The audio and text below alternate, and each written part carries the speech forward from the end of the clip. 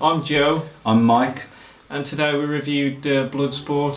For centuries, the Society of the Black Dragon has sanctioned an ancient rite of combat, known as the Kumite, open only to the world's most lethal warriors.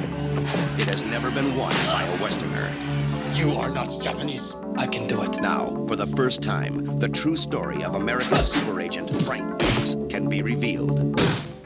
The 80s. Okay, I love the 80s. It was just a decade on cocaine with Hawaiian shirts. What's not to like? If you can think of the most stereotypical 80s action film that you can, Bloodsport's not too far away. Jean-Claude Van Damme wants to be part of the Kumite? Yeah. Kumite. Which is like this underground fighting ring that everybody seems to know about. Quintessential Van Damme, basically. Oh, yeah. The film was very entertaining, that's undeniable. I'm not sure it was entertaining for the right reasons. That would have been my next point, yeah. It's the kind of thing where you laugh at it and then you kind of go, oh god, that's so bad, it's good. Like, a lot of it has come full circle, hasn't it? Like, it is just so terrible that it just starts to become enjoyable again.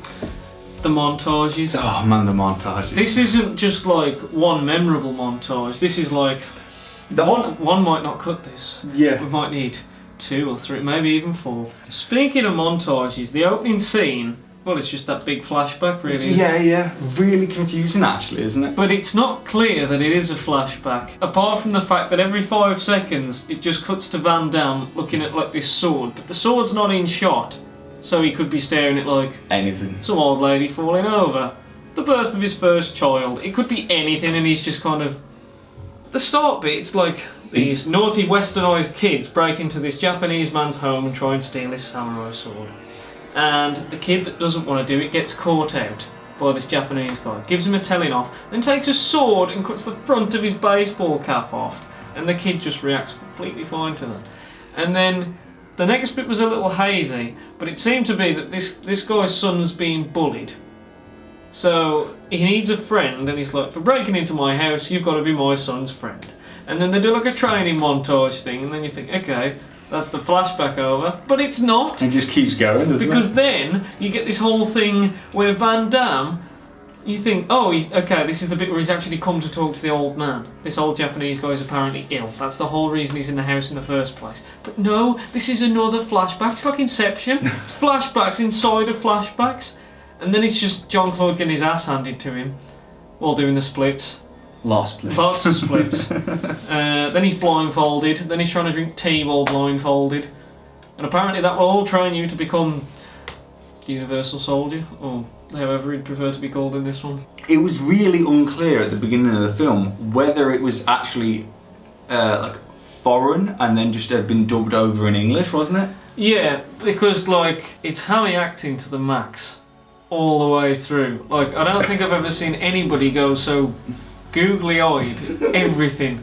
The film is called Bloodsport, and they definitely like earned their title. They didn't skimp on the blood. It wasn't like a Saw film where it's gory, but when people got hit, there was always spray and there was always eventually. But you have to wait like half an hour until actually does any fighting, because that montage took forever. We got like 20 minutes in. It felt like the retelling of the Bible. It must be said the pacing of the film was a little off. One thing that can usually be said about like 80s action films is that they're kind of engaging from the minute you put them in, but this one did take a bit of time to get going. It was trippy, it was that confusing. I have no idea what's going on. The flashbacks really threw me. It took me a while to get into the groove of the actual film as a result of those flashbacks. Yeah, it's probably not good practice to start off with flashbacks before you even know the character, because if you don't know the character or anything, you might as well just start back then and have it chronologically him age. Yeah. Like, if you think about it, all we saw was he's in the army, and then he comes to this house and he has this massive flashback. They could have just started as him as a child. It would have felt like you grew with the character more. Like there's this one point in the film, and this will get me, because like they're clearly trying to show that the Kumite is this underground secret location. So they've got like a point of view shot of Jean-Claude going down this really dark, dingy corridor like something out of the first Terminator.